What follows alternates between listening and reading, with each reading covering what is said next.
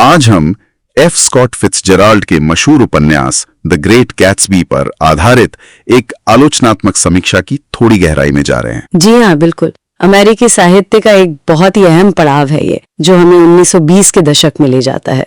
वो jazz as का दौर। हाँ, वो चकाचौंध, वो पार्टियां।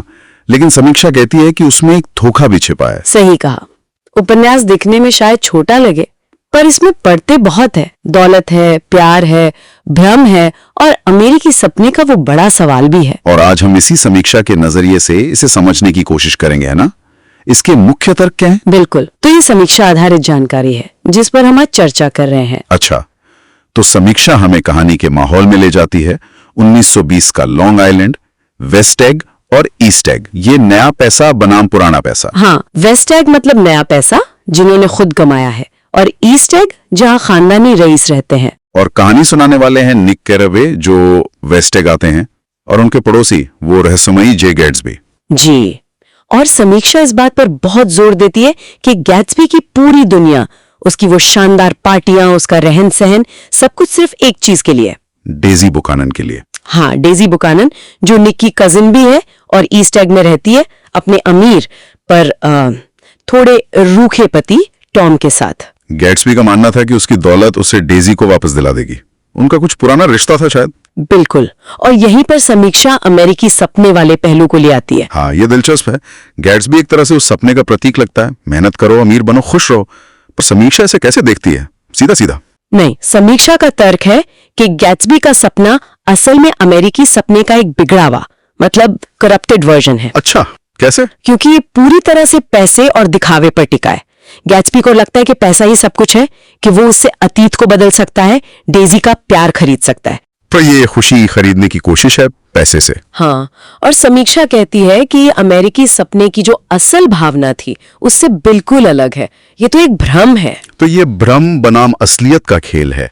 गैट्सबी का पूरा व्यक्तित्व ही एक तरह का मुखौटा है। जी, और समीक्षा इशारा करती है कि गैट्सबी शायद खुद भी अपने बनाए भ्रम में फंसा हुआ है। मतलब वो जानबूझकर धोखा नहीं दे रहा। शायद उतना नहीं जितना वो खुद धोखे में है।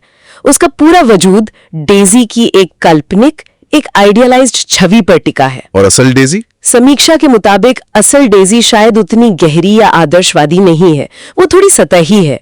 और यही बात, मतलब ये खोखलापन, बाकी किरदारों में भी दिखता है।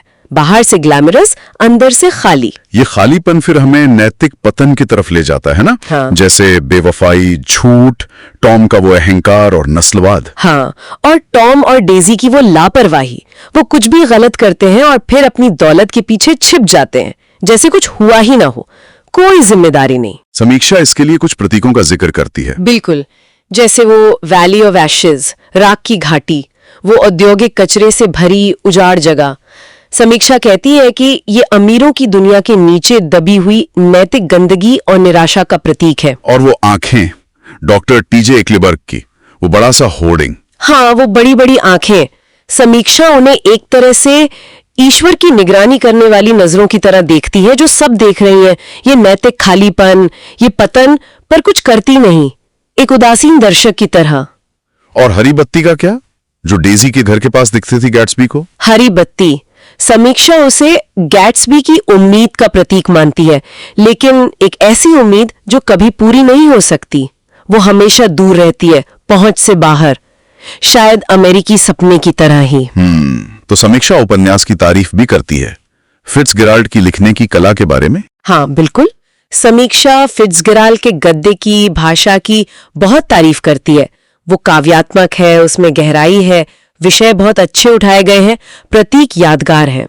लेकिन कुछ कमियां भी बताती है समीक्षा। हाँ, कुछ संभावित आलोचनाएं भी हैं, जैसे कुछ लोगों को कहानी थोड़ी धीमी लग सकती है, और कुछ किरदार, खासकर महिला पात्र जैसे डेजी या जॉर्डन, उतने विकसित नहीं लगते। मतलब वो सिर्फ प्रतीक बनकर रह जाते हैं। हाँ, एक तरह से उनमें वो गहराई या जटिलता शायद कम दिखती है जो मुख्य पुरुष किरदारों में है।